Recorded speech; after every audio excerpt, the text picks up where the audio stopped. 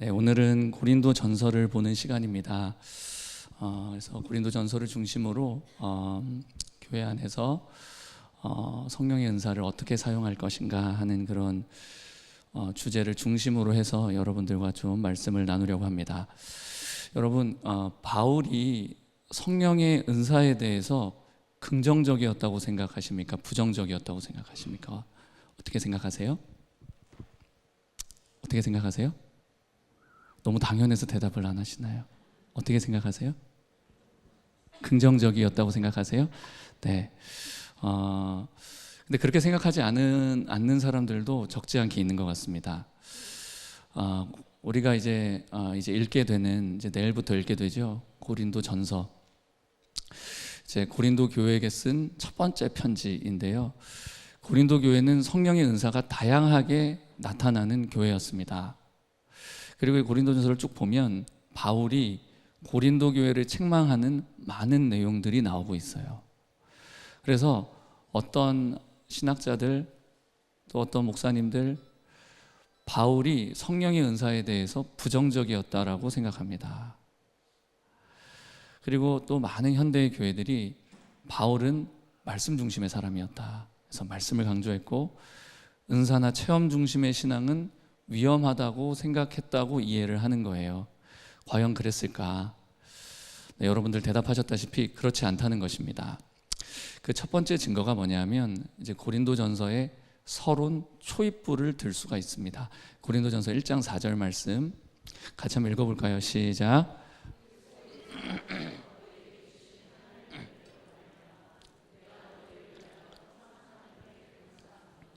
네, 고린도전서 1장 1절부터 3절까지는 이 고린도전서라고 하는 편지글의 이제 인사말입니다. 그리고 우리 방금 계속 띄워주세요. 1장 4절 이것이 본격적으로 이제 바울이 하고자 하는 말의 이제 첫 시작이다 이렇게 볼 수가 있습니다.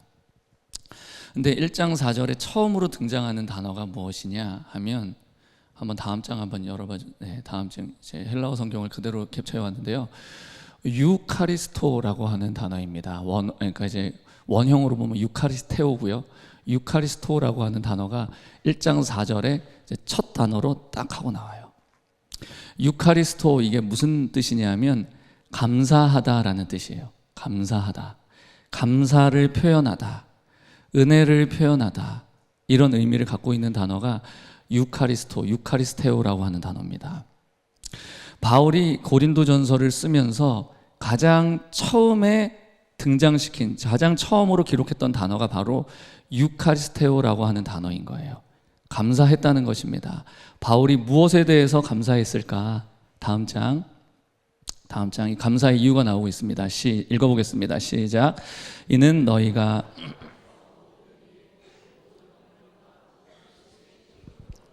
그리스도의 증거가 너희 중에 견고하게 되어 너희가 모든 은사에 부족함이 없이 우리 주 예수 그리스도의 나타나심을 기다림이라. 자, 여기 보니까 감사의 이유가 뭐냐 하면 이는 이 감사의 이유를 설명하는 것입니다. 너희가 그 안에서 모든 일, 곧 모든 언변과 모든 지식에 풍족했다.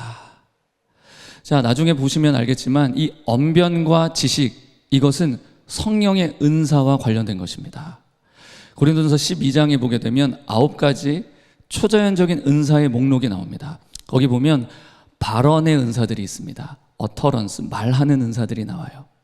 방언의 은사, 예언의 은사, 통변의 은사, 이런 것들을 가리키는 것입니다.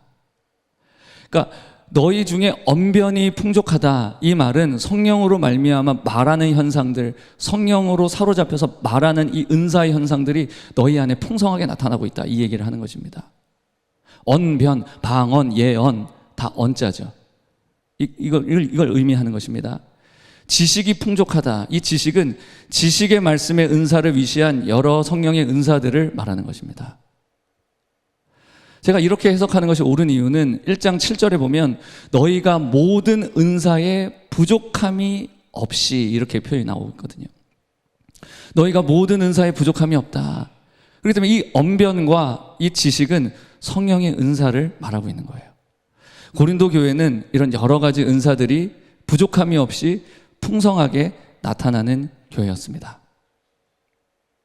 물론 고린도 교회 안에 여러 가지 문제들과 이슈들이 있었습니다. 그럼에도 불구하고 바울이 고린도 교회를 향하여서 느끼는 대체적인 정서, 가장 주된 정서는 뭐였냐? 바로 감사함이었다는 사실이에요. 그 감사의 원인이 무엇이었는가? 아까 봤듯이 물론 이 교회가 미성숙하고 부족하고 연약합니다. 그럼에도 불구하고 그 안에 하나님의 은사와 은혜들이 풍성하게 나타나고 있는 그 사실, 그것으로 인하여서 감사했다, 이렇게 말하고 있는 것입니다.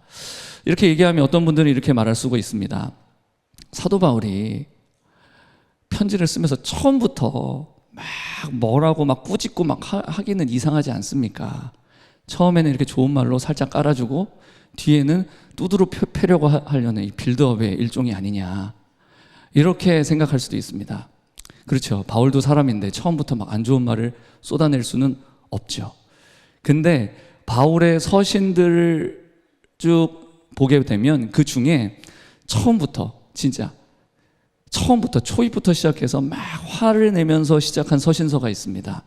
뭐죠? 혹시 아세요? 뭘까요? 처음부터 막 화를 낸 서신서가 있어요. 이게 뭐냐면 바로 갈라디아서입니다. 그래서 갈라디아서와 고린도전서를 비교해서 보면 이 고린도 교회에 대한 바울의 정서를 어느 정도 짐작해 볼 수가 있는 거예요. 갈라디아서 1장 6절부터 한번 좀 말씀 보겠습니다. 좀 길지만 함께 읽어보겠습니다. 시작. 그리스도의 은혜로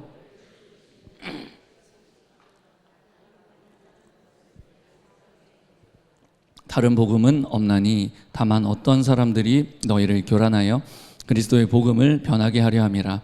그러나 우리나 혹은 하늘로부터 온 천사라도 너희에게 전한 복음 외에 다른 복음을 전하면 저주를 받을지어다. 우리가 전에 말하였거니와 내가 지금 다시 말하노니 만일 누구든지 너희가 받은 것 외에 다른 복음을 전하면 저주를 받을지어다. 자, 갈라디아서 1장 6절은 이 문학적으로 볼 때 우리가 아까 읽었던 고린도전서 1장 4절과 정확하게 같은 위치에 놓여져 있는 구절입니다. 갈라디아서 1장 1절부터 5절까지는 인사말이에요. 그리고 1장 6절부터 이제 본격적으로 바울이 하고자 하는 말이 이제 시작이 되는 거예요. 근데 이 갈라디아서가 무엇으로 시작되냐? 1장 6절이 무슨 단어로 시작되냐? 다음 장 넘겨주세요. 네, 또 제가 헬라어 성경을 캡처해 왔는데요. 다우마조라고 하는 단어로 시작됩니다. 다우마조. 이 단어의 의미는 뭐냐면 이상하게 여기다, 깜짝 놀라다, 충격적이게 느끼다, 이런 의미를 가지고 있습니다. 그러니까 쉽게 말하면 우리 쇼킹하다 뭐 이런 표현 쓰잖아요.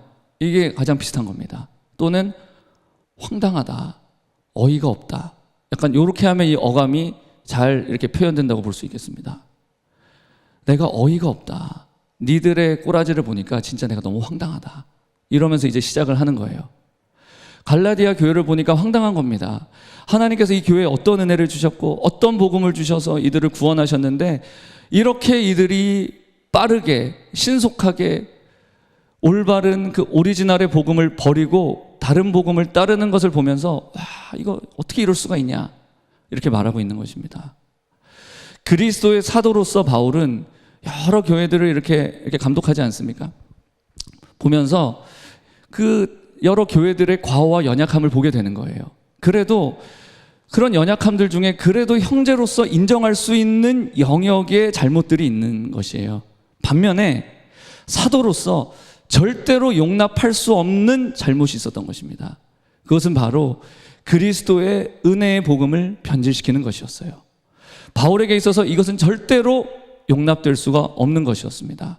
교회 안에 분열이 있을 수도 있습니다. 서로 간에 다툼이 있을 수도 있어요. 때로는 음란의 죄에 넘어질 수도 있어요. 은사를 조금 오용할 수도 있어요. 그러나 이 모든 것은 그리스도의 사랑과 진리의 복음으로 얼마든지 치유될 수가 있습니다. 그런데 복음 자체가 변질되면 어떻게 하냐 말이에요. 복음 자체를 변질시켜버리면 대체 우리는 어디로 돌아갈 수 있느냐. 그렇게 되면 교회는 순수성 자체를 잃어버리게 되는 거예요. 순수성을 유지하는 것 자체가 불가능해져 버리게 되는 것입니다. 왜냐하면 신앙의 기준 자체가 모호해져 버리고 신앙의 기준 자체가 틀려져 버리기 때문인 것이죠. 그래서 바울은 갈라디아 교회에게 편지 쓸 때는 굉장히 무서웠습니다.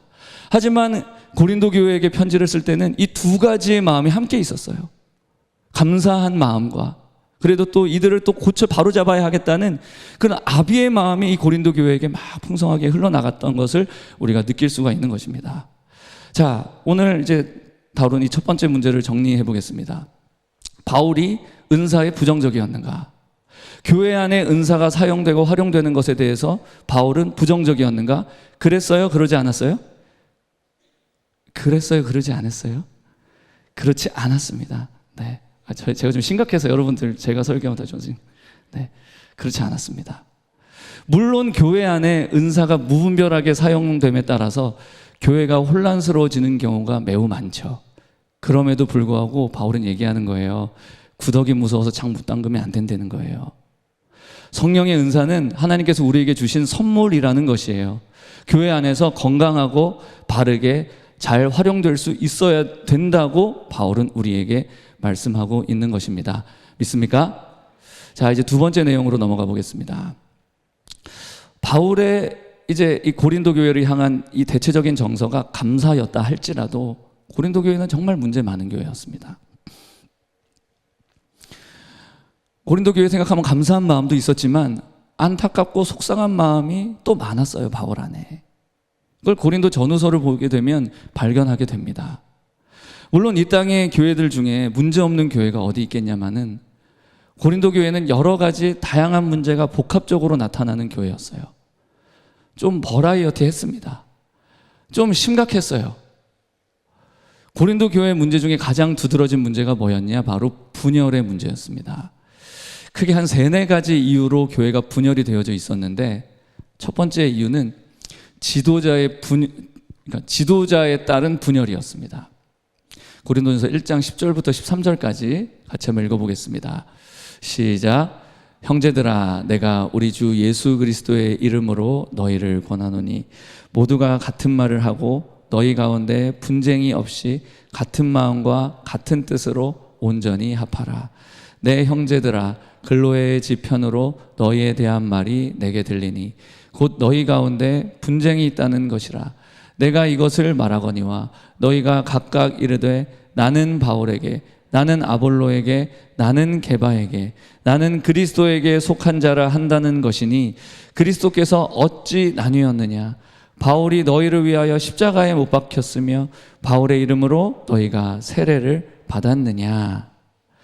자, 보니까 당시 고린도 교회가, 이 교인들이 여러 당파들로 나뉘어져 있음을 우리가 이 말씀을 통하여서 볼 수 있습니다. 바울파가 있었고요, 아볼로파가 있었고요, 게바파도 있었고, 심지어 그리스도파까지 있었습니다. 바울파는 뭘까요? 당연히 바울을 추종하는 파당이었겠죠. 바울을 추종하는 자들로 이루어진 이 그룹이었습니다. 바울이 누굽니까? 고린도 교회를 설립했던 고린도 교회 설립자예요. 그래도 우리 고린도 교회가 우리 교회를 세우신 바울 사도님의 말을 따라야 하지 않겠느냐 하면서 이제 모여진 그룹이 이제 바울파인 거예요. 바울 봐라, 얼마나 위대하냐. 저렇게 쎄빠지게 열방을 다니면서 저렇게 사역을 하시고 우리 교회를 세우신 분이신데 우리가 바울을 따라야지 하면서 이제 바울 중심으로 보이는 겁니다. 아볼로파는 뭐냐? 아볼로를 따르는 자들이죠. 아볼로가 누구예요? 알렉산드리아 출신의 유대인입니다. 언변이 매우 탁월했습니다. 성경에 능통한 사역자였습니다. 고린도는 헬라 지역의 도시였잖아요. 특히 고린도는 헬라 철학의 영향을 강하게 받았습니다. 건축 보면 여러분 코린트 양식이라고 아시죠? 그러니까 그만큼 그 당시 헬라 지역의 헬라 문화에 굉장히 중요한 영향을 미치는 그 도시가 바로 고린도라고 하는 지역이었어요. 헬라 철학의 영향이 강하게 있었던 지역이 고린도 지역입니다. 그래서 이 지역의 사람들은 수사학이 뛰어난 사람을 귀하게 여겼습니다.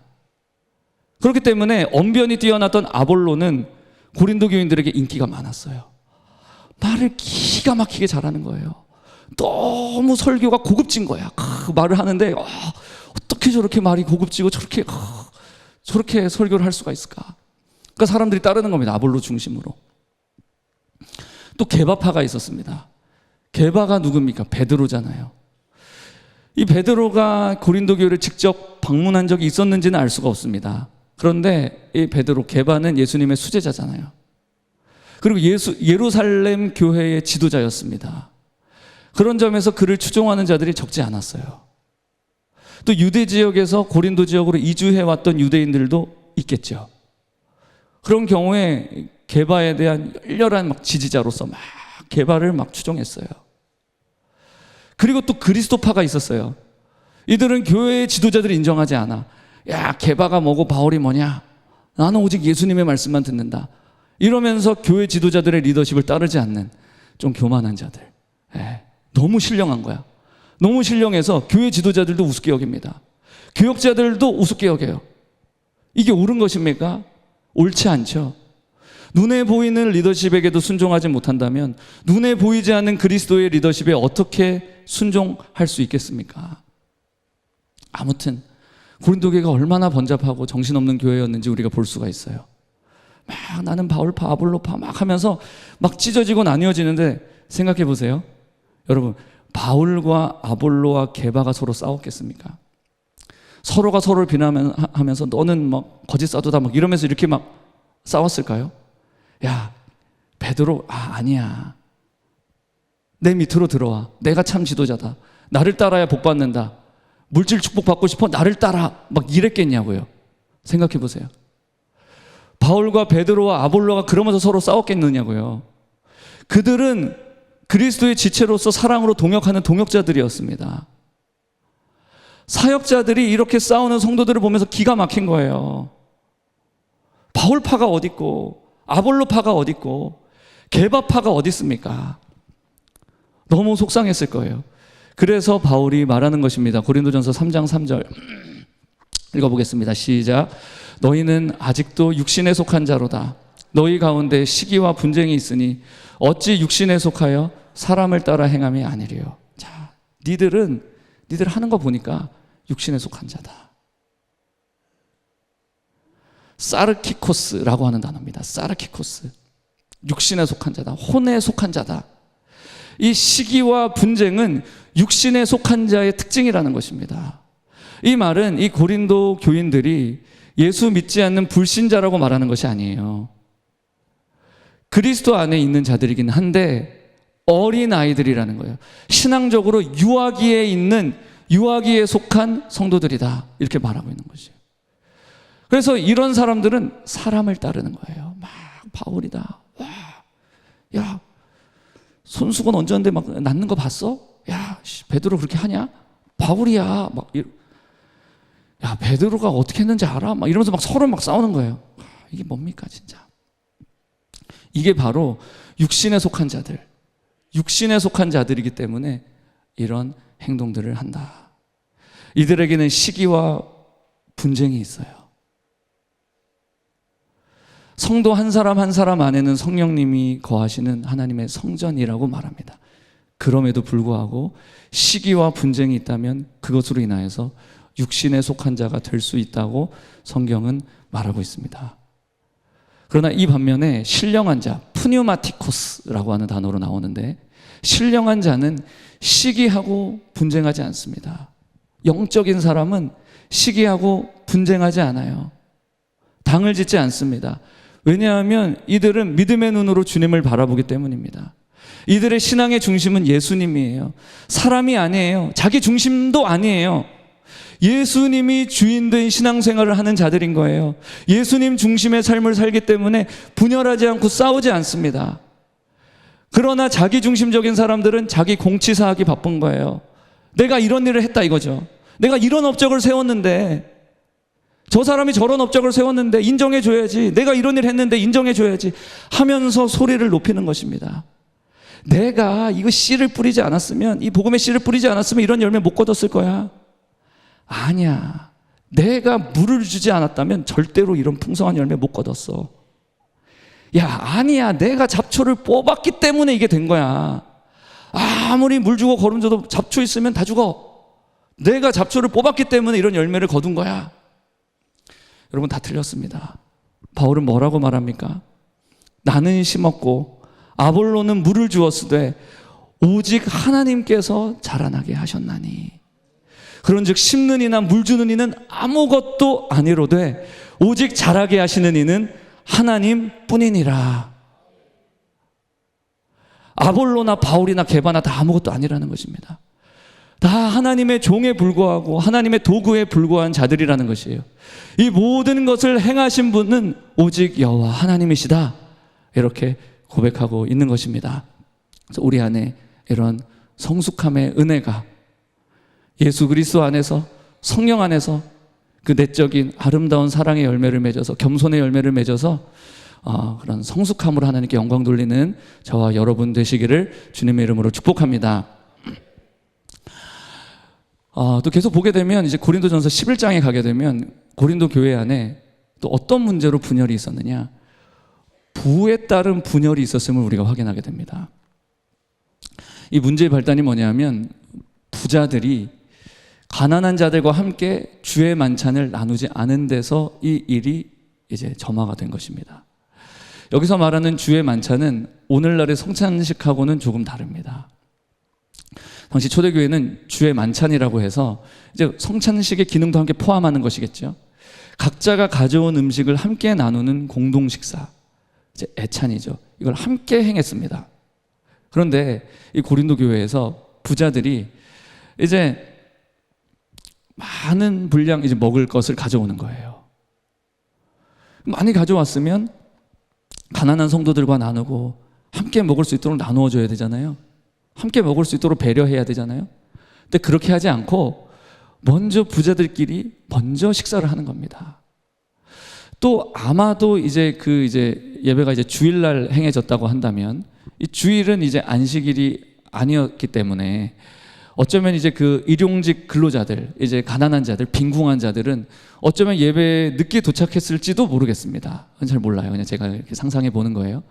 늦게 왔는데 이제 먼저 부자들이 먼저 지들이 음식 가져와서 먼저 다 먹어버려요. 어쨌거나 어떤 이유가 됐던지 간에 가난한 성도들을 배제하고 부자 성도들만 같이 서로 음식을, 자기가 싸온 음식을 서로 먹으면서 배불리 먹고 포도주에 취해 있어요. 근데 가난한 성도들은 예배에 왔는데 배고파서 쫄쫄 굶는 일이 생기게 된 것입니다. 바울은 부자들이 이런 행동을 하는 것이 하나님의 교회를 업신여기는 일이다 라고 하면서 신랄하게 비판을 하는 것입니다. 하나님께서 아무것도 아닌 자들을 세상에서 불러내어 교회, 에클레시아, 밖에서부터 불러내다, 이게 에클레시아잖아요. 불러내서 교회되게 하신 것이잖아요. 그렇기 때문에 부자들은 가난한 자들과 자신이 가져온 음식들을 함께 나누는 것이 마땅한 일입니다. 자신의 것의 그 일부를 나누면서 공동 식사를 통해서 사랑의 공동체를 이루는 것이 하나님의 뜻이었어요.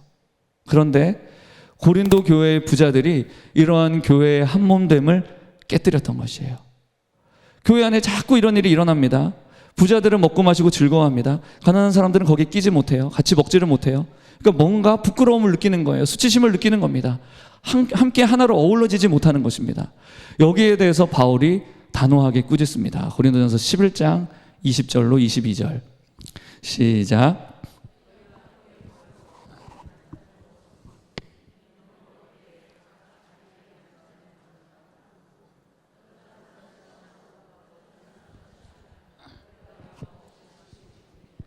너희가 하나님의 교회를 업신여기고 빈궁한 자들을 부끄럽게 하느냐? 내가 너희에게 무슨 말을 하랴? 너희를 칭찬하랴? 이것으로 칭찬하지 않노라. 그리고 바울이 이어서 이렇게까지 말을 합니다. 27절로 32절 시작.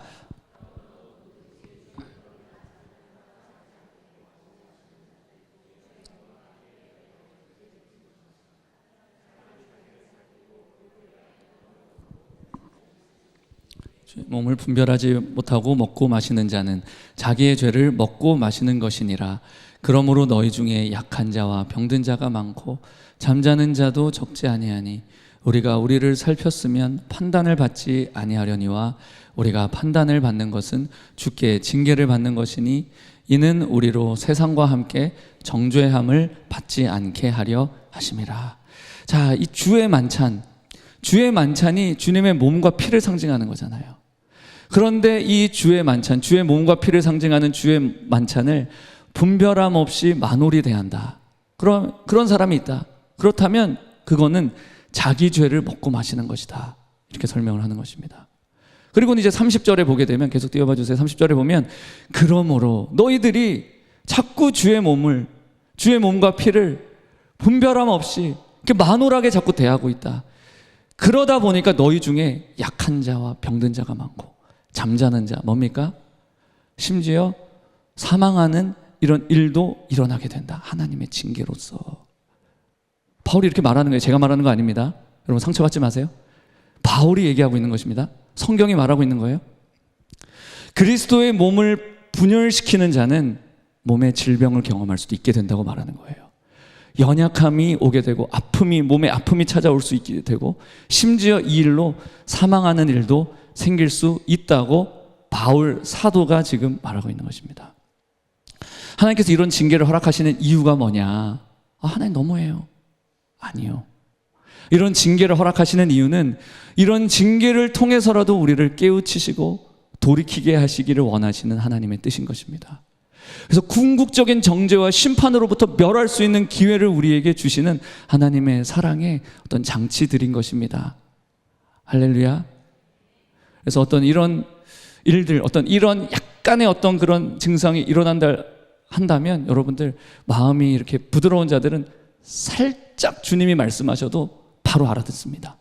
바로 딱 알아듣고 탁 옷 매무새를 고치고 바로 행동을 새롭게 해요. 이렇게 하면 안 되는구나.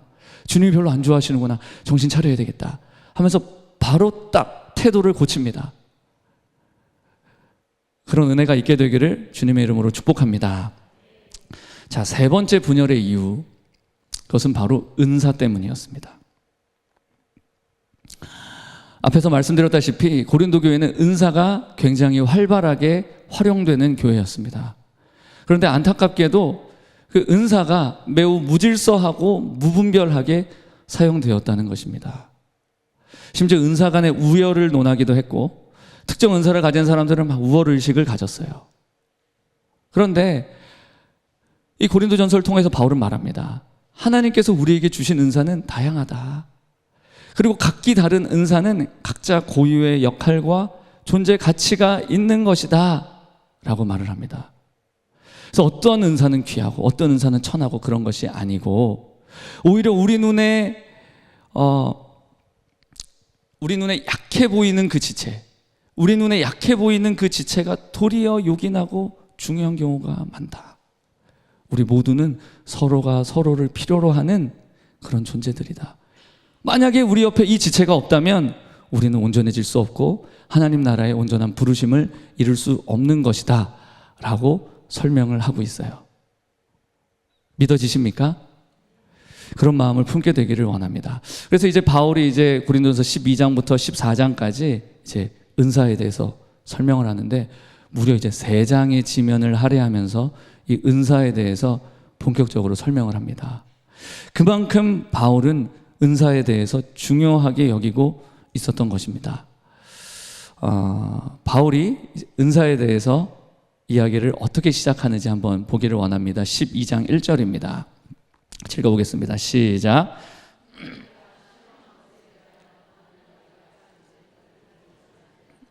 자, 바울이 말합니다. 형제들아, 신령한 것에 대하여 나는 너희가 알지 못하기를 원하지 않는다.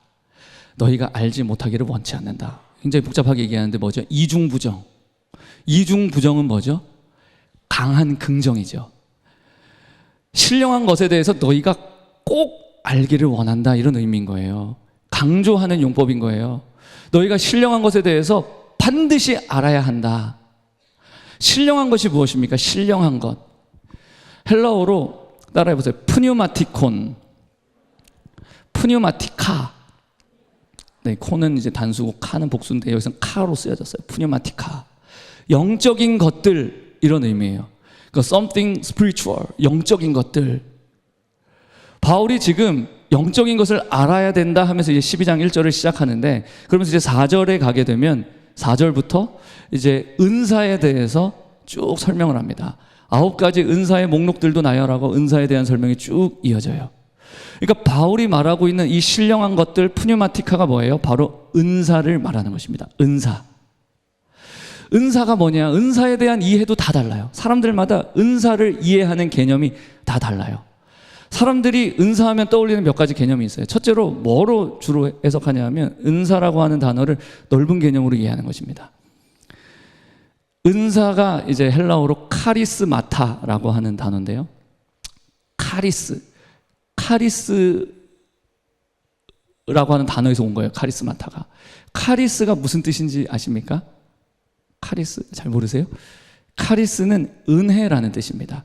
은혜. 카리스.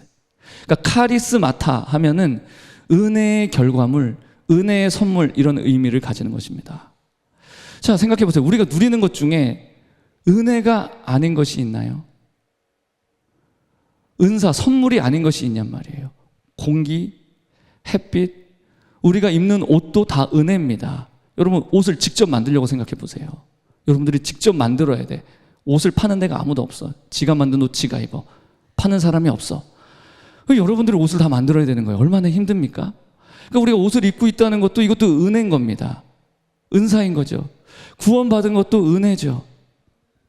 하나님의 은혜로 된 모든 것이 은사다 이렇게 보는 견해인 것입니다. 은혜가 곧 은사다 이렇게 보는 견해예요. 그런데 맞아요. 이 말이 틀린 말은 아니거든요. 근데 고린도전서 12장에 나오는 이 은사라고 하는 단어를 이렇게 해석하면 문제가 생깁니다. 은사를 구원이라고 해석해도 되는가? 그렇게 해석할 수가 없는 거예요. 우리는 성경을 문맥에 따라서 올바로 읽고 올바로 해석을 해야 하는 것입니다. 신약 성경에 보면 은사라고 하는 단어가 한 20번 정도 나와요. 베드로전서 빼고 야고보서 빼고 다 바울이 썼습니다. 그런데 이제 로마서에도 은사라고 하는 단어가 꽤 나와요. 근데 로마서에서 사용된 은사라고 하는 단어는 제가 지금 방금 얘기한 이 개념하고 부합이 됩니다.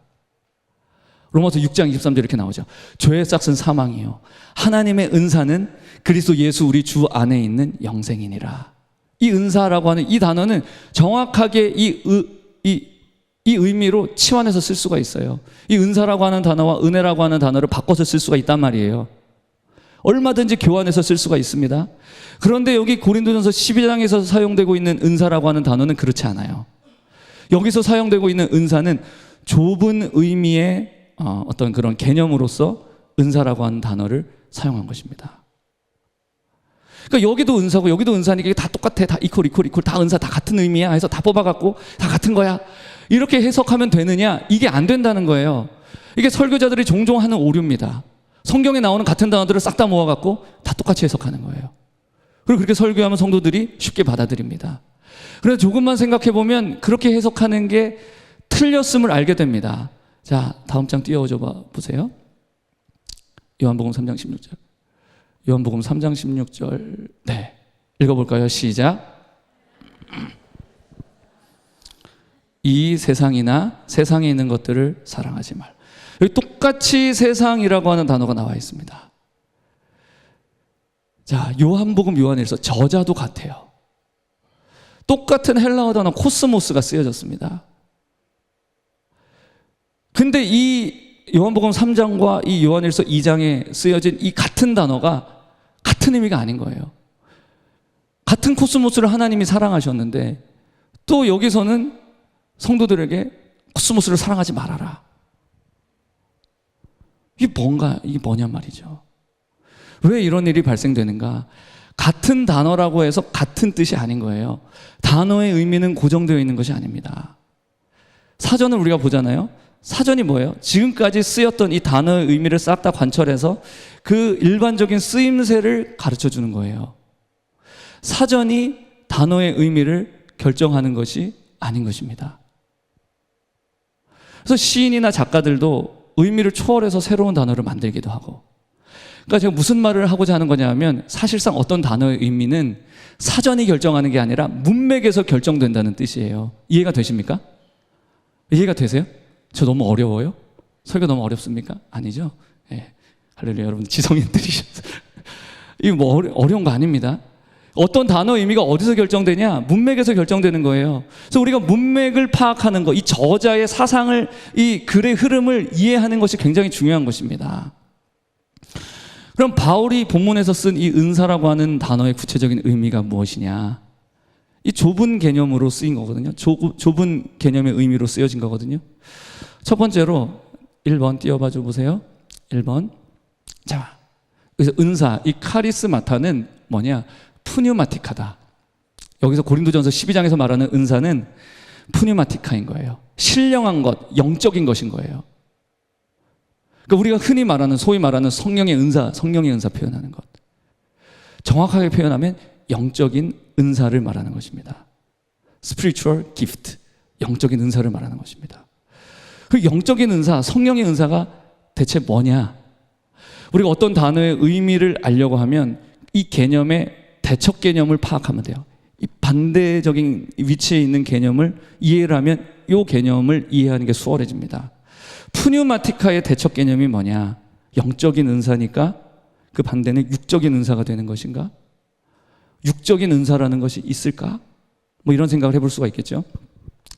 바울이 은사에 대해서 말한 다른 본문이 있습니다. 로마서 12장입니다. 로마서 12장 말씀 같이 한번 읽어보겠습니다. 시작.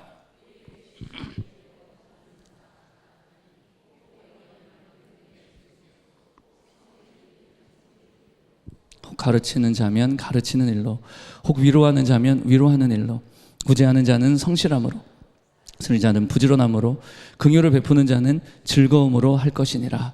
자, 여기 나오는 은사들을 쭉 보게 되면 계속 띄워주세요. 우리가 흔히 생각하는 은사와 조금 다른 것을 발견하게 됩니다.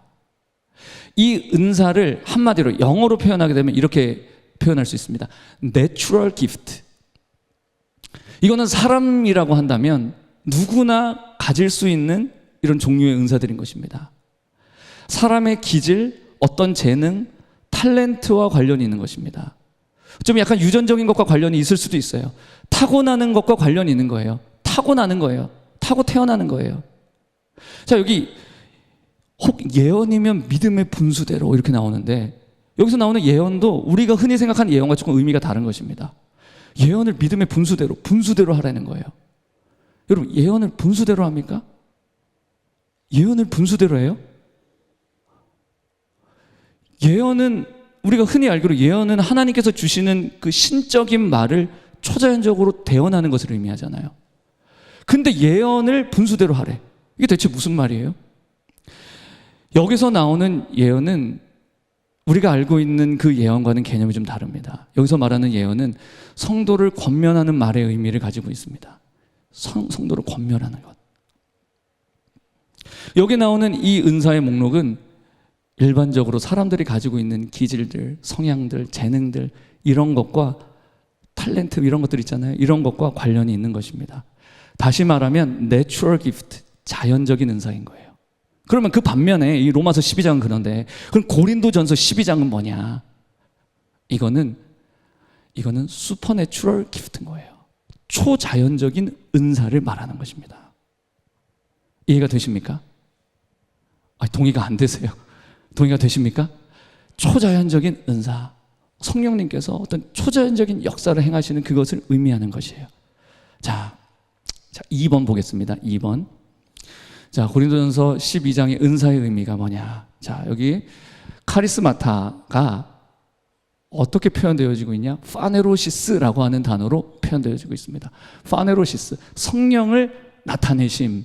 이 파네로시스라고 하는 단어에서 피노미난이라고 하는 단어가 나왔습니다. 현상이라는 뜻이죠. 현상. 성령, 이 카리스마타, 은사는 뭐냐? 성령이 나타나시는 거다. 성령이 나타나시는 현상이다. 일시적으로 나타나는 현상들, 뭐 이런 의미를 가지고 있는 것입니다. 우리가 흔히 은사를 받잖아요. 그럼 이것을 소유한다고 생각을 합니다. 그런데 사실상은 은사는 개인이 소유하는 것이라고 보기는 조금 어렵습니다. 물론 그런 개념도 전혀 없는 것은 아니지만 은사는 개인이 소유하는 것이 아니에요. 성령님께서 성령님 자신을 나타낼 수 있는 은혜를 우리에게 주시는 거예요. 성령님 임하셔서 무엇인가 자신을 나타내시면서 무슨 일을 하려고 하셔요. 그때 우리가 믿음으로 순종하잖아요. 그러면 어떤 결과가 나타나는 거예요. 이게 이제 성령의 은사고, 이게 바로 파네로시스예요. 우리가 어떤 은사를 받았다고 우리가 흔히 얘기하잖아요. 뭐 신의 은사를 받거나 뭐 어떤 은사를 받았어요.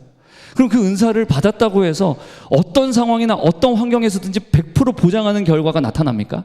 무조건 손 얹으면 다 낫습니까? 무조건 기도하면 다 낫습니까? 아니죠. 물론 우리가 현상학적으로 보기에 은사를 소유한 것처럼 보이기도 합니다. 근데 꼭 그런 것만은 아니에요. 100%다 낫는 게 아니에요. 뭐 어떤 사람은 이렇게 딱 이 요통의 강력한 은사를 받으신 분이 계세요. 딱 이분 딱 하면 허리 그냥 다 나. 막 허리, 막 또 무릎에 강력하신 분이 계시고, 어떤 분들 또 암에 특화되신 분들도 계시더라고. 암덩이가 막 녹아. 근데 그렇다고 해서 그분이 안수한다고 다 녹느냐? 그렇지가 않더라는 거예요. 단지 우리가 한번 성령님께 순종해가지고 어떤 은사적인 결과가 나타나고 어떤 그런 영적인 돌파들이 이제 나타나잖아요. 그 영적인 돌파를 경험하잖아요. 그러면 그 이후에 그것에 대해서 믿음으로 순종하기가 훨씬 더 수월해집니다. 우리의 믿음이 더 잘 동하게 되는 거예요. 그 영역에 있어서. 그런 경험이 많아지잖아요. 그럼 더 잘 순종할 수 있게 되고 더 능력의 나타남이 더 많이 증가되게 되는 것이죠. 그러나 어떤 은사를 받았다고 해서 100% 보증하는 결과가 나타난다? 그렇지 않아요. 왜냐하면 이건 우리가 사용하는 게 아니라 성령님께서 나타나시는 것이기 때문에 그런 것입니다. 믿습니까? 성령님이 우리를 통로 삼아서 주님께서 나타나시는 거예요. 성령의 나타나심이에요. 파네로시스, 나타나시는 것이기 때문에 그런 것입니다. 믿으십니까? 반면에 이제 성령의 열매가 있죠. 이건 성령의 은사인데, 성령의 열매 갈라디아서 5장에 나와요. 성령의 열매는 지속적입니다. 이 성령의 은사는 순간적으로 탁 왔다가 탁 떠나가요. 진짜 그래요. 그래서 이렇게 저희 목사님들 이렇게 안수해 주잖아요. 이렇게 금요 성령 집회 때 안수하는 사역들을 하지 않습니까? 저 이렇게 안수 기도하고 하다 보면 이제 금요 성령 집회 때는 이제 하늘 문이 열려 있잖아요. 성령님이 막 운행하시면서 역사를 하시잖아요. 그러니까 그런 상황에서 이렇게 안수를 하면 훨씬 더 어떤 그 성령님의 역사가 더 깊고 강하게 역사하는 경우가 많습니다. 성령님이 그때 임하셨기 때문이에요. 근데 제가 평시에 그냥 이렇게 가만히 아무 생각 없이 있는데 갑자기 기도해 달라고 할 때 이제 그런 경우가 있기도 하지만 없기도 하다 이 말입니다. 성령님이 막 역사하셔서 막 강하게 일하실 때도 있지만 그렇지 않을 때도 있다는 말이에요.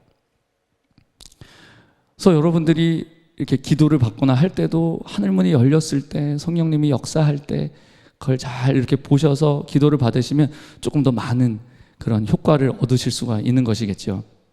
근데 아무튼 그러니까 성령의 은사는 순간적으로 나타나기도 하고 또다시 이게 떠나가기도 하고, 이게 외적으로 오는 기름 부으심이기 때문에 오기도 하고 또 때로는 떠나가기도 하는 거예요. 근데 성령의 열매는 우리 속에 내주하시는 성령님으로 인하여서 일어나는 것이기 때문에 지속적입니다. 계속해서 나타나는 거예요. 그래서 성경은 성령의 열매를 충분하게 맺으라고 말하는 것이에요. 우리 안에 내주한 성령님으로 인하여서 계속해서 나타나는 것. 자, 세 번째 은사 조금 마지막으로 설명하겠습니다. 자, 은사의 목적은 한번 같이 읽어보겠습니다. 시작. 카리스마타의 목적은 유익하게 하려 하심이다. 네. 여기 보면 우리 같은 구절인데 7절에 보면 각 사람에게 성령을 나타내심은 유익하게 하려 하심이라. 저 부분이 노란색으로 돼 있어야 되는데 네. 각 사람에게 성령을 나타내심은 유익하게 하려 하심이다. 헬라어로 순페론이라는 단어예요. 근데 여기 순이라고 하는 단어가 함께 투게더라고 하는 의미를 가지고 있습니다. 그러니까 은사를 주님께서 왜 주시냐? 은사를 주시는 이유가 뭐냐? 교회와 공동체의 유익을 위해서 은사를 주시는 것이다. 어떤 사람이 사용하는 은사가 교회를 유익하게 하지 못하고 덕스럽게 하지 못하다면 제재하는 것이 맞습니다. 제재해야 하는 것입니다. 공동체의 유익과 공동체의 덕을 위해서. 믿습니까? 네, 이제 성령의 9가지 은사가 나오는데요. 주여. 네. 제가 조금 늦게 시작하긴 했잖아요. 아무튼 빨리 끝내보겠습니다. 성령의 9가지 은사가 나오는데요. 어떤 학자들은 이렇게 이제 주장을 합니다. 학자의 논문들 이렇게 이제 글들을 읽어보면 이제 고린도전서에 성령의 9가지 은사가 나오는데 이 은사들은 고린도 교회에만 있었다. 그리고 이거는 고린도 교회만의 특수 문제였다. 이렇게 해석하는 신학자들이 있습니다. 고린도 교회가 나쁘고 성숙하지 않은 교회였기 때문에 이런 일을 한 것이다. 그래서 우리는 이런 일을 행하면 안 되고 말씀 중심의 신앙생활을 해야 된다. 이제 이런 결론으로 맺는 논문과 글들이 많이 있습니다. 과연 그럴까? 앞에서 제가 말씀드렸다시피 바울은 교회 가운데 은사가 풍성하게 나타나는 것으로 감사한다고 했어요. 근데 이것만으로는 이걸 변증하기에는 조금 뭔가 불충분하게 느껴지죠? 그렇다면 우리가 어떻게 생각해 보면 어떤 것들을 보면 되냐 하면 이 9가지의 성령의 은사가 초대교회에서 어떻게 활발하게 사용되어진 증거를 찾을 수가 있는가, 우리가. 이것을 찾을 수 있다면 이 변증이 되는 거겠죠. 그렇죠?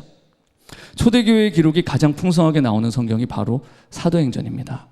그래서 사도행전을 통해서 은사 하나하나를 좀 확인해 보는 시간을 가져보도록 하겠습니다. 1번, 첫 번째 보여주세요. 첫 번째 은사가 뭐냐면 바로 지혜의 말씀입니다. 지혜의 은사가 아니에요. 지혜의 말씀의 은사입니다. 어떤 사람은 자신이 좀 지혜를, 어떤 영역에 지혜를 가지고 있다고 해서 자신이 지혜의 은사를 소유했다고 말합니다. 그런데 이 말은 틀렸어요. 성경이 말하고 있는 은사는 지혜의 말씀의 은사예요.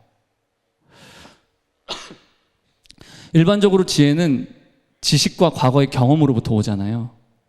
이게 자연적인 지혜 생성의 프로세스입니다. 그런데 지혜의 말씀의 은사는 달라요. 도저히 지혜로울 수 없는 사람이 갑자기 어떤 순간에 지혜로운 말을 막 하기 시작하는 거예요. 이게 바로 지혜의 말씀의 은사인 것입니다. 사도행전 4장 보게 되면 학문이 없는 범인 베드로가 갑자기 너무 지혜로운 말을 막 하는 겁니다. 핵심을 간파하는 깊이 있는 진리의 말을 막 청산유수로 하는 거예요. 같이 한번 읽어보겠습니다. 4장 3절 말씀 시작. 그들이 베드로와 요한이 담대하게 말함을 보고 그들을 본래 학문 없는 범인으로 알았다가 이상히 여기며 또 전에 예수와 함께 있던 줄도 알고. 그러니까 그냥 어떤 것들이 지혜로 막 깨달아지고 그 전에 자기가 알았던 이 말씀들이 막 연결이 되면서 이 시점에 이 상황 가운데 해야 할 말이 막 떠오르는 거예요. 그걸 막 기탄 없이 담대하게 막 선포하는 것입니다. 그리고 그게 너무 맞는 말이야. 대제사장들의 말문이 막혀버립니다. 바리새인들 말문이 막혀버려요. 아니 쟤네들은 공부도 안 한 그냥 어부들인데, 무식한 자들인데, 공부하지 않은 자들인데 어떻게 저럴 수가 있지? 이게 바로 지혜의 말씀의 은사인 것입니다. 두 번째, 지식의 말씀의 은사입니다. 지식의 말씀의 은사는 내가 공부해서 어떤 지식을 갖고 있는 것, 그걸 말하는 게 아니에요. 절대로 사람이 알고 깨달을 수 없는, 이 사람이 절대로 알고 깨달을 수 없는 지식과 정보가 초자연적으로 주어지는 거예요. 이 지식의 목적이 무엇입니까? 공동체의 유익을 위한 것입니다. 아나니아와 삽비라 사건이 바로 이러한 은사를 설명하고 있는 것입니다. 5장 3절 4절 읽어보겠습니다. 시작. 베드로가 이르되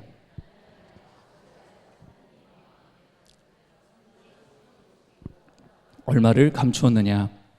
그대로 있을 때에는 내 땅이 아니며 판 후에도 내 마음대로 할 수가 없더냐? 어찌하여 이 일을 내 마음에 두었느냐? 사람에게 거짓말한 것이 아니요 하나님께로다. 네. 이 아나니아와 삽비라 두 사람이 몰래 쑥덕쑥덕하면서 혼자 그 안방에서 둘이서 이렇게 모의한 것을 초자연적인 정보를 통해서, 초자연적인 지식을 통해서 베드로가 알았어요. 그거를 폭로하는 겁니다. 성령 안에서 폭로했더니 한순간에 아나니아가 그냥 그 자리에서 즉사해버립니다. 이게 바로 지식의 말씀의 은사인 것이죠. 네. 이런 일이 우리 주변에서도 일어납니다. 네. 제 여동생이 대학생 때 술을 좋아했었거든요. 저는 안 마셨는데 제 여동생이 술을 좋아했어요. 근데 어느 날 제 여동생이 술을 마시고 한 11시 30분인가 귀가를 한 겁니다. 저희 어머니 방은 저쪽 이 통로 끝에 저쪽 끝에 안방에 있었고 제 여동생 방은 딱 현관 들어와서 바로 딱 왼쪽으로 꺾으면 바로 지 방이에요. 저는 오른쪽이 제 방이고 저로 가 이제 저 안방이 있는데 제가 안방에서 저와 어머니가 침대에서 앉아서 같이 이런저런 얘기를 나누고 있었습니다. 이제 11시 반쯤에 제 여동생이 탁 문을 열고 들어서 지방으로 쏙 들어갔어요. 근데 저희 어머니가 야, 휘성아, 혜진이 술 마셨다 이러는 거예요. 술 마신 것 같다 막 이러는 거예요. 그래서 네? 어머니 딱 가더니 야, 너 술 마셨지? 근데 술 냄새가 나는 거야. 네. 어떻게 알았을까요? 성령님이 가르쳐 주신 거죠. 이런 게 있는 거예요. 이런 게 있을 수 있는 것입니다. 자, 세 번째, 믿음의 은사입니다. 믿음. 자, 믿음은 이제 헬라어로 피스티스라고 하는 단어인데, 믿을 신, 동일한 의미죠. 신자. 그래서 신앙, 신뢰, 신실 이런 의미를 가집니다. 근데 여기서 이제 믿음의 은사는 주로 신뢰를 말하는 것입니다. 이 믿음의 은사는 하나님의 어떠한 목적에 대해서, 하나님께서 행하실 일들에 대해서, 하나님의 어떠함에 대해서 순간적으로 강력한 믿음이 불같이 부어지는 거예요. 순식간에. 엄청난 불같은 확신이 이 안에서부터 막 일어나는 겁니다. 그리고 그 믿음을 통하여서 하나님의 어떤 목적을 이루도록 하십니다. 그리고 그 목적을 이루고는 떠나가죠. 갑자기 사람이 달라집니다. 이 믿음의 은사가 갑자기 부어지잖아요. 갑자기 달라집니다. 제가 이제 몇 구절 해왔는데 사도행전 20장 22절 24절 보면 환란이 기다리고 있음에도 불구하고 자신의 사명을 마쳐야 한다는 강력한 믿음으로 바울이 이제 예루살렘으로 가는 거예요. 또 사도행전 3장 6절에 보면 이제 미문 앞에 앉아 있었던 이 안진뱅이가 있잖아요. 이 안진뱅이는 나면서부터 안진뱅이가 됐고 약 40세가 된 병자입니다. 그러니까 예수님 당시에도 예수님이 거기 이제 성전 미문을 드다드면서 이 병자를 봤다는 얘기예요. 아셨다는 얘기예요. 근데 어떤 이유에서인지 모르겠는데 예수님의 어떤 사역의 혜택을 받지 못하고 여전히 예수님 승천해서 올라가셨는데 여전히 거기에 병자로 앉아 있었던 거예요. 베드로도 같이 지나갔을 거 아닙니까? 그 길을. 근데 그때까지는 그런 믿음이 없었어요. 이 병자를 치유해야 되겠다라고 하는 믿음이 없었단 말입니다. 근데 어느 날 한 푼 줍쇼 하면서 이렇게 구걸을 하는데 딱 보는데 얼굴을 보는데 순간적으로 초자연적인 믿음이 불같이 부어진 거예요. 그래서 손을 딱 잡으면서 나는 돈 없어요. 나 돈 없습니다. 은과 금은 내게 없거니와 내게 있는 것을 내게 주노니 곧 나사렛 예수 그리스도 이름으로 일어나 걸으라 하면서 딱 잡아 끄는데 그때 그 초자연적인 믿음으로 말미암아서 확 일어나는 거예요. 할렐루야. 믿음의 은사인 것입니다. 그래서 믿음의 은사를 통해서는 모든 일을 합니다. 모든 일을 할 수가 있어요. 조용기 목사님이 그러셨어요. 나는 치유의 은사를 받은 게 아니다. 조용기 목사님 사역을 통해서 굉장히 많은 자들이 치유를 받았잖아요. 그 주일 예배 중에 막 이런 지식의 말씀을 선포하거든요. 어떤 질병 나았습니다. 그럼 막 사람들이 일어나서 할렐루야 하고 일어납니다. 근데 그 얘기 들어보면 할렐루야 하면서 일어나는데 그 일어나는데 순간 막 불이 임해갖고 그때 막 이게 막 타면서 없어지고 막 아픈 통증들이 사라지고 질병이 떠나가고 그런 일들이 매우 많았다고. 굉장히 많았었습니다. 근데 조용기 목사님이 얘기하셔요. 나는 치유의 은사를 가진 게 아니다. 신유의 은사를 가진 게 아니라 나는 믿음의 은사를 가졌다. 믿음의 은사다. 이렇게 설명을 하셨었습니다. 이 믿음의 은사가 부어지면 그 순간 모든 것을 다 할 수 있는 거예요. 네 번째, 병 고치는 은사. 여기만 은사라고 하는 표현이 달려 있습니다. 사도행전에 너무나 많이 등장하죠. 한 구절 가져왔습니다. 읽어보겠습니다. 시작. 많은 사람에게 붙었던 더러운 귀신들이 크게 소리를 지르며 나가고 또 많은 중풍병자와 못 걷는 사람이 나으니. 네. 다섯 번째, 능력 행함의 은사입니다. 인간으로서는 할 수 없는 초자연적인 일들을 행하는 것입니다. 같이 말씀 읽어보겠습니다. 시작.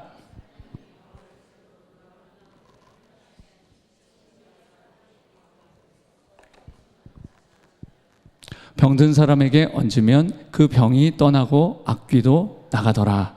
아멘. 능력 행함의 은사. 자, 그 다음 예언의 은사.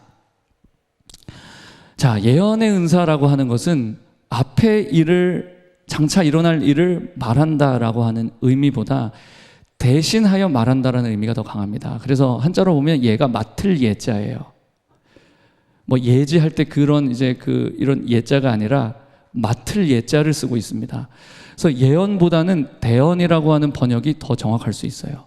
하나님을 대신해서 하나님의 마음과 생각을 전달하는 것. 이게 바로 예언의 은사죠. 말씀 읽어보겠습니다. 시작. 여러 날 머물러 있더니 아가보라 하는 한 선지자가 유대로부터 내려와 우리에게 와서 바울의 띠를 가져다가 자기 수족을 잡아매고 말하기를 성령이 말씀하시되 예루살렘에서 유대인들이 이같이 이 띠 임자를 결박하여 이방인의 손에 넘겨주리라 하거늘. 네. 그러니까 아가보라고 하는 선지자가 와가지고 바울의 이제 앞으로 일어날 일에 대해서 예언하는 것입니다. 이 예언이 틀렸나요? 맞았나요? 맞은 예언이었습니까? 틀린 예언이었습니까? 맞는 예언이었죠. 이 일을 바울이 겪었죠. 근데 이제 이런 예언, 이게 일어날 것이다 라고만 나가보는 예언했어요. 근데 주변에 있는 사람들이 이 예언 듣고 막 바울 보러 가지 말라 그럽니다. 아가보는 가지 말라고 얘기했어요? 안 했어요? 안 했어요. 딱 이렇게까지만 얘기합니다. 앞으로 환난과 결박이 기다리고 있습니다 까지만 딱 얘기했어요. 근데 이제 주변에 있는 사람들이 그 예언의 말을 듣고 막 말리는 거예요. 왜 들어갑니까? 예루살렘으로 왜 들어가려고 합니까? 들어가지 마십시오. 그때 이제 왜 이런 얘기를 해서 내 마음을 아프게 하냐. 내가 주께 받은 그 사명 끝까지 감당할 때까지 나는 내 목숨조차 아까운 것으로 여기지 않겠다 하면서 이제 들어가면서 이제 또 다른 이제 바울의 사역이 새로운 국면으로 들어가는 거잖아요. 네, 예언의 은사. 7번째. 자, 영들 분별함의 은사입니다.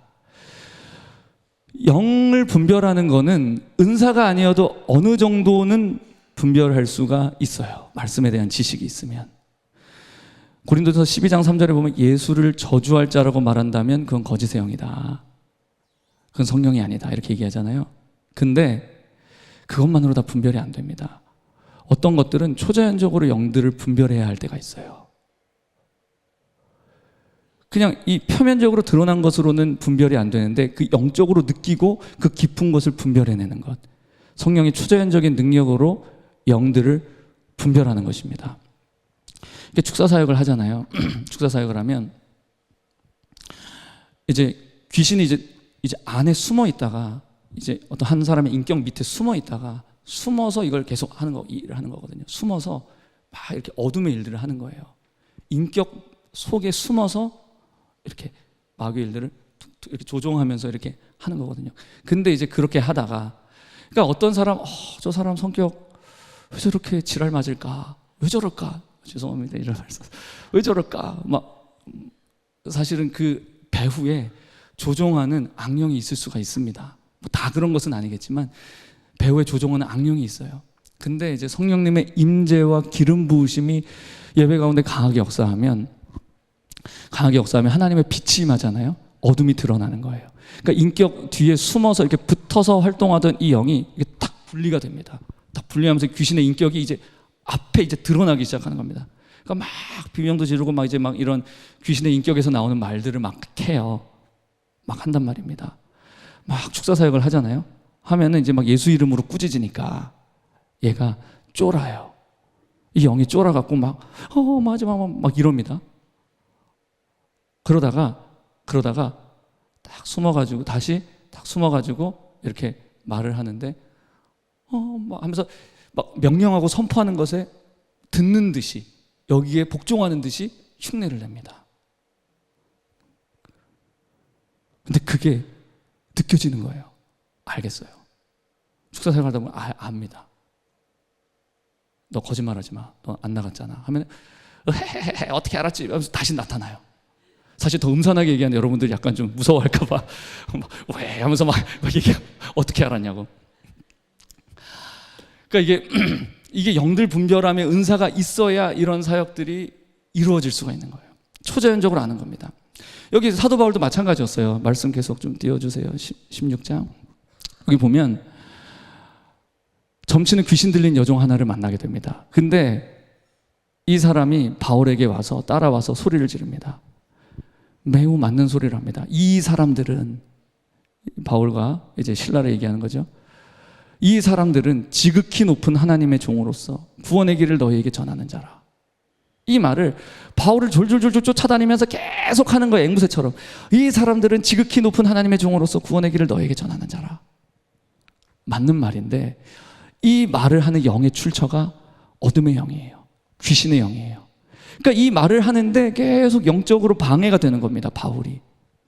방해가 되는 거예요. 바울이 막 괴로운 거예요. 맞는 말인데 괴로운 거야. 맞는 말인데 괴로워. 이게 영의 말이 아닌 거예요. 성령으로부터 나온 말이 아닌 거예요. 맞는 말이라고 다 우리에게 유익을 주는 게 아닙니다. 맞는 말인데, 너무 맞는 말인데 이게 우리를 방해할 때가 있다니까요. 그래서 그 귀신에게 꾸짖고 선포하는 거예요. 예수 그리스도 이름으로 내가 내게 명하노니 그에게서 나오라 하니까 귀신이 즉시 나가고 이 사람이 치유를 받게 되었다. 장면이 나옵니다. 8번째, 다음 각종 방언 말함. 2장 4절 읽어보겠습니다. 시작.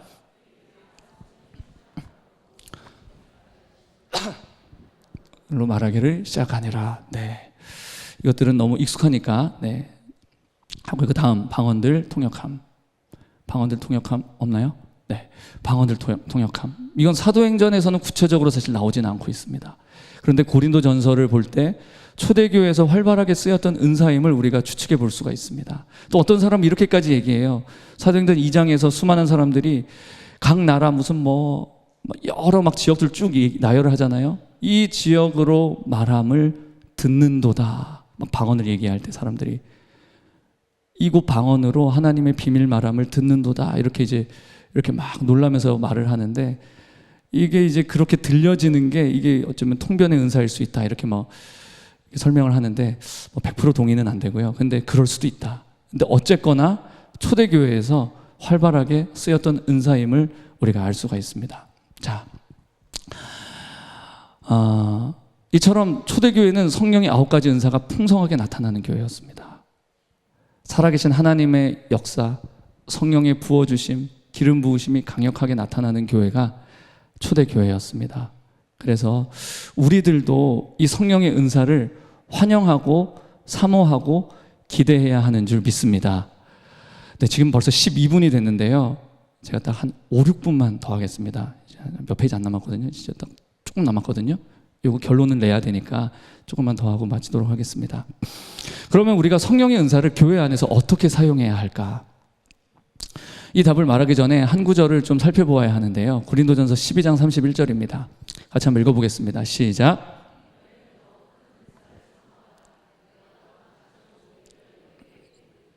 자, 여기서 말하는 더욱 큰 은사가 무엇일까? 12장의 마지막 구절입니다. 그리고 이 다음 구절부터 고린도전서 13장이 시작이 됩니다. 자, 제가 이런 힌트를 드렸습니다. 더욱 큰 은사가 무엇일까요? 네, 여러분들은 함정에 속으셨습니다. 많은 사람들이 사랑이라고 얘기해요. 여기 뒤에 고린도전서 13장이 사랑이 나오니까. 그래서 가장 큰 은사가 사랑이야 이렇게 말을 합니다. 너무 은혜로운 말이죠. 가장 큰 은사가 사랑이다. 그런데 이게 성경 신학적으로 딱 맞는 말이 아닙니다. 왜냐하면 다시 12장 31절 띄워주세요. 여기서 더욱 큰 은사가 나오잖아요. 이 더욱 큰 은사가 여러분 서양의 많은 말들이 수가 있다는 거 아시죠? 단수 복수가 있는 거 아시죠? I am, we are 이렇게 하잖아요. 그래서 이렇게 해서 그거에 맞춰서 수를 맞춰서 이게 달라지잖아요. 헬라어도 그런 언어예요. 그래서 다 수를 맞춥니다. 이 수를 맞춰서 쓰지 않으면, 문장을 쓰지 않으면 되게 이제 지능이 떨어지거나 되게 약간 좀 이렇게 나사가 몇 개 빠져 있거나 아니면 애들이거나 이렇게 막 그렇게 느낍니다. 맞잖아요. 미국 사람들도 그러잖아요. 수를 맞추지 않으면 이거를 이상하게 생각을 하잖아요. 좀 약간 무식한가? 왜 저러지? 왜 말을 저렇게 하지? 이렇게 하는 거예요. 바울이 그렇게 썼을 리가 없습니다. 더욱 큰 은사들을 사모하라 이렇게 돼 있어요. 그리고 이제 13장 1절에 뭐가 나와요? 사랑이 나오죠. 사랑은 단수 동사거든요. 그러니까 이게 같이 이렇게 좀 연결시킬 수가 없는 거예요.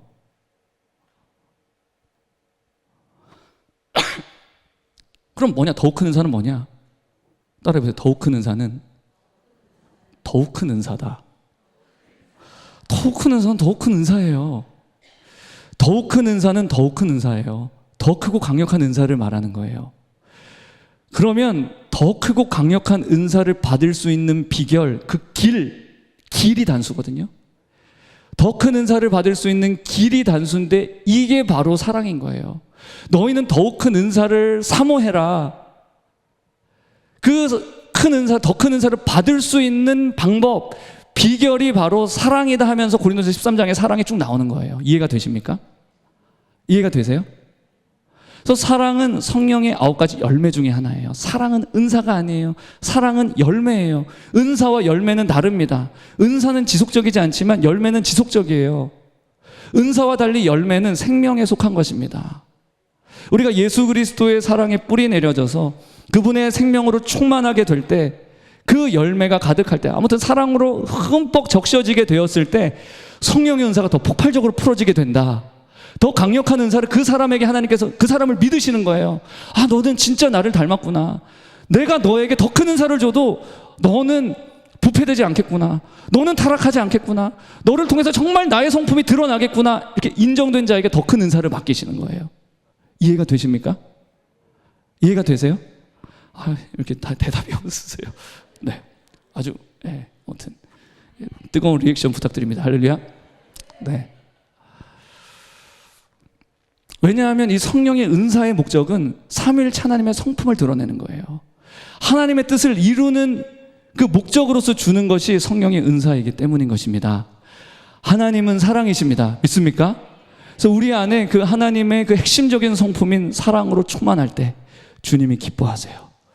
그리고 우리 가운데 거하시면서 이전에 본 적도 없고 들은 적이 없는 놀라운 그런 은사와 기름 부으심을 우리 가운데 부어주시고 놀라운 일을 행할 줄 믿습니다. 아멘. 그런 의미에서 고린도 13장을 준비했는데 이걸 다 읽으면 너무 힘드니까 여러분들 꼭 고린도전서 13장을 오늘 집에 가셔서 꼭 정독하시기를 축복합니다. 네. 뭐 이런 온갖 것들을 한다 할지라도 방언과 천사의 말을 하고 예언하는 능력이 있고 비밀을 알고 산을 옮길 만한 믿음이 있다 할지라도 사랑이 없으면 아무것도 아니다. 사랑은 오래 참고 온유한 것이다. 시기하지 않는다.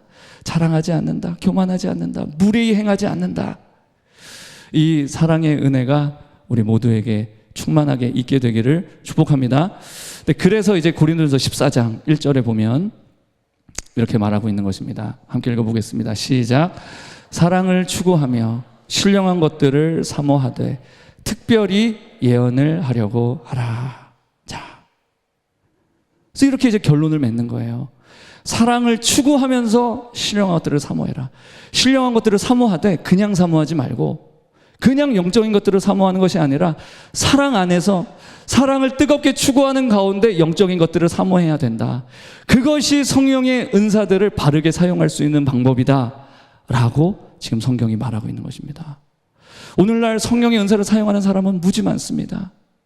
그런데 사랑으로 그 은사를 활용하는 사람은 많지가 않아요. 그래서 한국교회 안에 은사 때문에 상처 입고 고통 호소하는 사람들이 꽤 많습니다.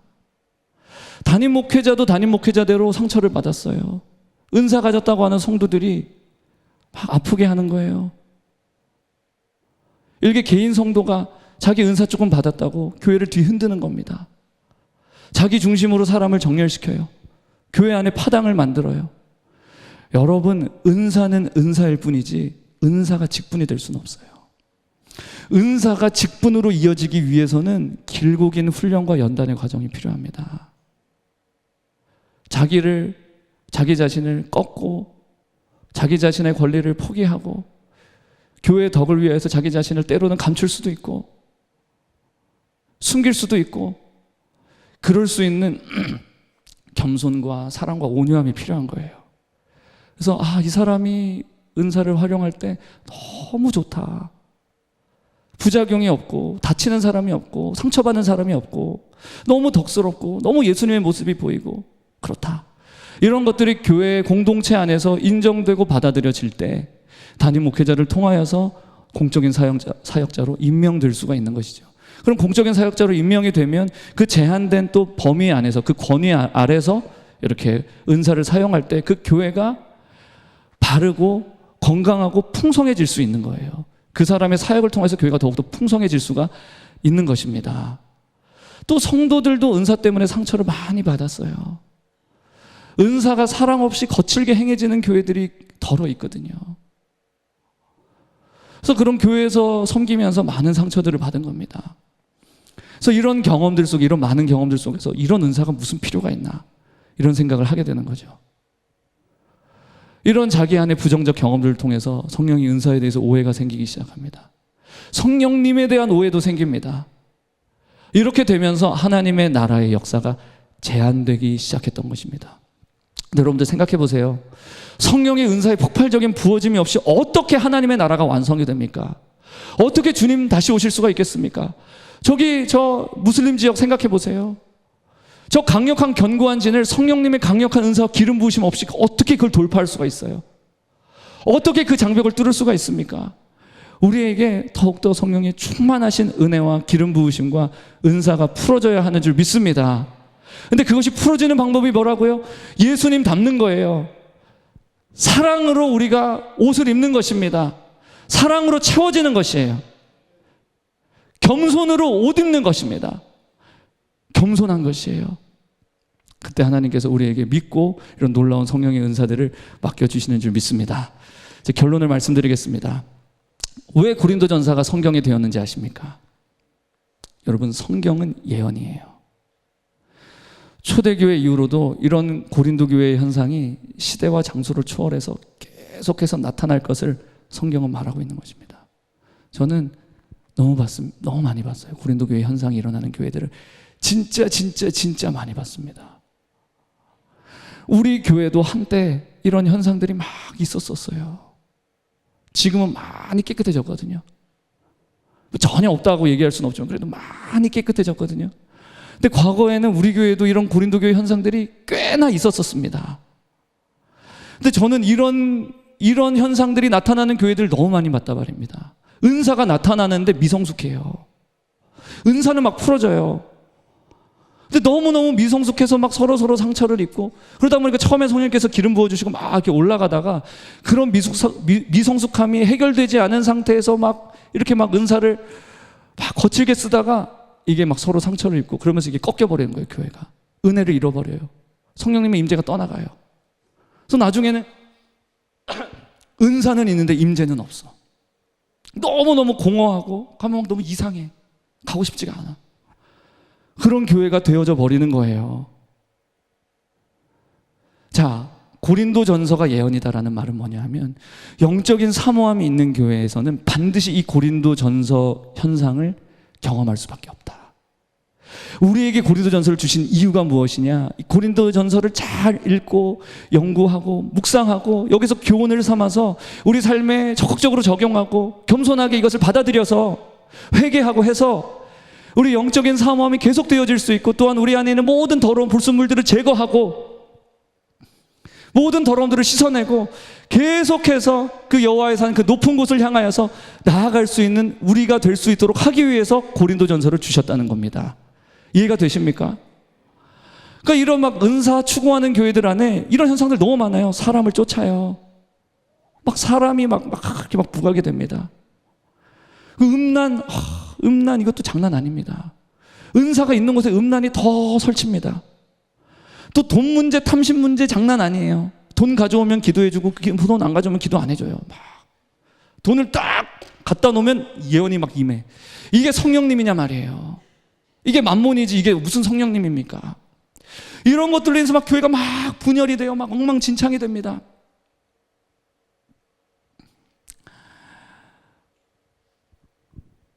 가장 안타까운 건 뭐냐면, 이렇게 막 신령한 은사들이 나타나니까 자기가 되게 신령하고 성숙한 줄 알아요. 근데 너무너무나 미성숙한 것입니다. 너무너무 미성숙한 것이다 라고 주님은 말씀합니다.